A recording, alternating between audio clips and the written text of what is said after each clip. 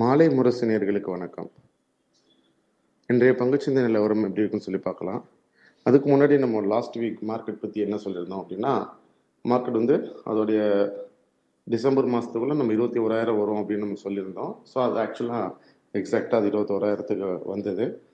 So இப்போ என்னன்னு சொன்னால் 21,000 தாண்டி அடுத்த ரெசிஸ்டன்ஸ் அப்படின்னு சொன்னால் 21,500 அப்படிங்கிறது இருந்தது.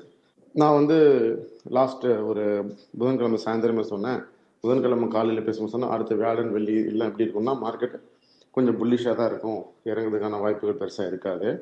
அது பாசிட்டிவ் சைடுக்கான டார்கெட் சொல்கிறேன் வித் ஸ்டாப் லாஸோட 20,700 பக்கம் ஸ்டாப் லாஸும்.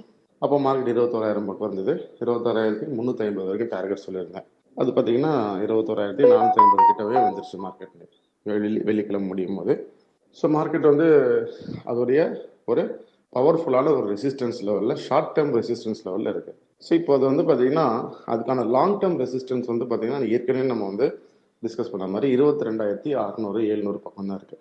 ஸோ ஒரே அந்த அந்த லெவலுக்கு போகுமா அப்படிங்கிறதுக்கு கேட்டால் அதுக்கு வந்து ஆன்சர் வந்து 50-50 தான். ஏன்னு சொன்னால் மார்க்கெட் வந்து ஒரு சைடாகவே போகாது, கொஞ்சம் கரெக்ஷனாவது அட்லீஸ்ட் கொடுக்கும். ஸோ 21,500 வந்ததுக்கு ஒரு 500 பாயிண்டாவது டவுன் ஆகி தான் அந்த 22,500லாம் உங்களுக்கு கிடைக்கும்.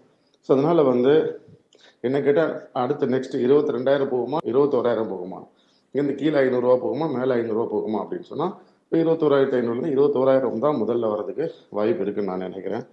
ஏன்னா மார்க்கெட் மேல் நோக்கி போகிற மார்க்கெட்டாக இருந்தாலும் கரெக்ஷன் கொடுத்து தான் ஆகணும். ஏன்னா அதோடைய ஒரு ஒன் ஆஃப் த மேஜர் ரெசிஸ்டன்ஸில் இருக்குது.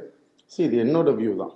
ஓகே, ஸோ இது நீங்கள் மார்க்கெட் ஹவர்ஸில் ஏற்படக்கூடிய சேஞ்சஸ் பேஸ் பண்ணி டெக்னிக்கல் அனாலிசிஸ் இல்லை ஃபண்டமெண்டல் அனாலிசிஸ் பேஸ் பண்ணி ஏதாவது சேஞ்சஸ் வந்ததுன்னா உங்களோட ஃபினான்ஷியல் அட்வைஸரோ உங்கள் ஸ்டாக் ப்ரோக்கரே கன்சல்ட் பண்ணிக்கோங்க. நீங்கள் வந்து முன்னாடியே ட்ரேட் எடுக்கிறதுக்கு முன்னாடி என்னுடைய வியூ வந்து உங்களுக்கு ஃபாலோவர்ஸ் தெரியும், கரெக்டாக நான் கொடுப்பேன் அப்படின்னு சொல்லிட்டு. ஸோ தொடர்ந்து பார்த்தீங்கன்னா லாங் டேர்மில் நிஃப்டி கோல்டு எல்லாமே மேலேயே தான், இறங்கினாலும் திரும்ப மேலே போய்கிட்டே இருக்குது.